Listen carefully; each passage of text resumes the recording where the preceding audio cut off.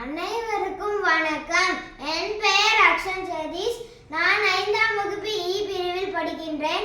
இன்று நான் பேச இருப்பது மகாகவி சுப்பிரமணிய பாரதியாரை பற்றியது.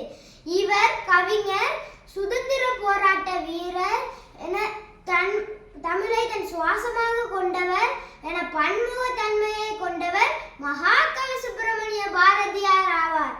ஹிந்தி, சமஸ்கிருதம், ஆங்கிலம் மற்றும் வங்காளம் போன்ற பிற மொழிகளிலும் சிறந்த மகாகவி. யாமறிந்த மொழிகளிலே தமிழ் மொழி போல் இனியதாவது எங்கும் காணோம் என பாடி தமிழ் மொழியை பெருமைப்படுத்தியுள்ளார்.